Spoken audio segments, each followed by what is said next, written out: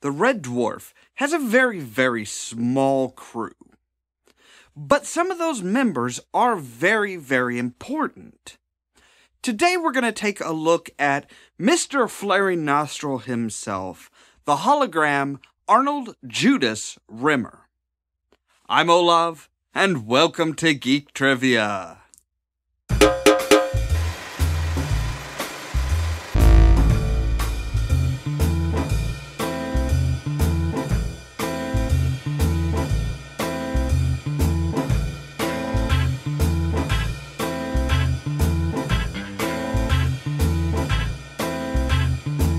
Arnold J. Rimmer has never had an easy life. From getting the nickname Bonehead in school to his brothers picking on him. But looking at his history, we can tell one exact moment where his character and who he was going to be was really decided. The choice was, does he get to advance one grade or does he get held back one grade? The fact that he progressed in school to the next level determined his attitude and his style. You see, at that point, he was basically taught that he was good enough, even though he wasn't. He didn't have to buckle down. He could skate by and realize that I am good enough. I will always get by. By the time he joins the Jupiter Mining Corporation and gets assigned to Red Dwarf, he assumes that everything is just going to fall his way, that he doesn't really need to push himself that extra mile, he just needs to get a lucky break. Now, of course, his relationship with the one person that was underneath him, David Lister, has always been very strained. Arnold Rimmer likes to do things by the book. Even though he's no good at it, and it doesn't benefit him most of the time, he loves doing things the way they're supposed to be done. Whereas Lister prefers to just kind of slack off. He realizes he's at the bottom of the rung, he is the lowest member of the crew, so why even worry about it? Why push himself? Arnold Rimmer was also the cause of the disaster on board Red Dwarf. Why a second technician was tasked with repairing the drive hull plating is questionable. At this point, Lister was already in stasis, so why? Why did they give the worst crew member, the lowest crew member, such a crucial repair job? That actually doesn't make a whole lot of sense. Fixing food dispensers? Sure. Unclogging soup nozzles? Great. These are things that if they're not done properly, it doesn't really matter. But obviously repairing the whole drive plating is kind of an issue. Once Lister was pulled out of stasis, Rimmer was brought back as a hologram by Holly in the guise of keeping Lister sane, which Lister questions and is never really explained until much later in the show. You see, anybody else that was mission-oriented and actually knew how to do something on the ship would focus on that, and would focus on getting back to Earth, which Lister wanted to do, sure.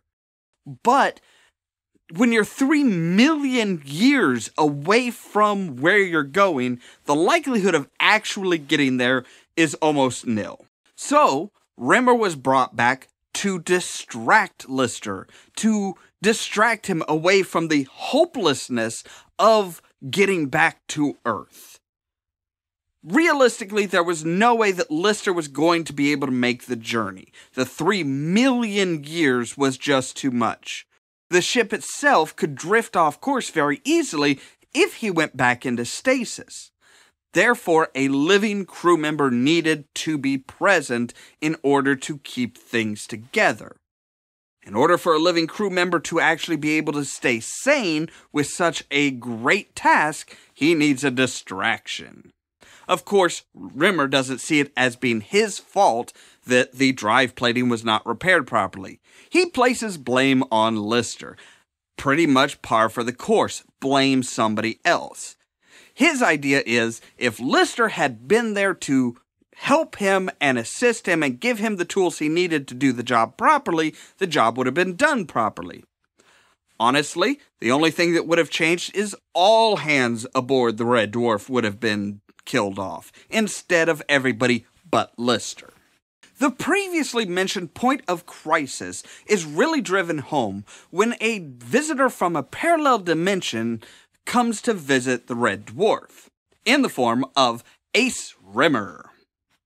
This is the Arnold J. Rimmer that was held back, and that really made him a completely different man. Because he was held back and realized that he has to really work hard, not to mention being taller than everybody else in the class, that really pushed home the idea that if you work hard and just keep working and focus on what you're doing, that's how you accomplish something. Not by lucky breaks, not by caring parents. Now, Arnold Judas Rimmer does make a little bit of a change. He does grow as a person. In fact, he grows to the point where he takes over for Ace Rimmer in later episodes, leaving the crew of the Red Dwarf behind. Of course, they can't do away with the guy completely, as he was a very integral part of the crew, and was a really focused part of the cast in general. He was important to the story. So, when the Red Dwarf crew was brought back to life, that included Arnold Rimmer, because his atoms, his base DNA, was still involved in Red Dwarf, and the nanobots brought him back to life along with everybody else. Now, at some point, he does die, yet again. This is the crew member that I think has died the most out of everybody. And in later episodes, he is a hologram, yet again. Obviously, he's not very happy about being a hologram again, and as far as I've seen, it's never really explained why he's a hologram again. But his change, his growth, is actually still kind of there. He is still determined, he still blames everybody else, but he seems to have grown as a character even though it's a different version of Arnold Rimmer. At one point, we do get to see the psychological makeup of the hologram Rimmer, which is layer upon layer upon layer of neuroses, tons of ego, and about one pinky's worth of charm, which fits the character who misquotes the directives and rules of the Jupiter Mining Corporation to the point where Crichton has to correct him, and then he gets angry with Crichton for correcting him. So there's the basic breakdown of Arnold J. Rimmer. How familiar are you with this character? What points did I leave out that you would have made sure to put in? How do you feel about him being tasked with keeping Lister sane? How did you feel when he left the show for a brief while? Leave a comment down below, send me a tweet or a post on our Facebook page, and let me know. As always, thank you guys very much for watching, and stay tuned for more from Ollamh Productions. If you wanna see some crazy, Cheerio! you should meet me and my friends. Even though we got no money, for sure it's I not was just funny. anticipating cutting him down. I didn't figure that a knife would cut the limb down completely. Stopwatch is here to create keyframes. Now we're going to say it's going to take 30 frames to zoom in. So 1 minute, 0 seconds.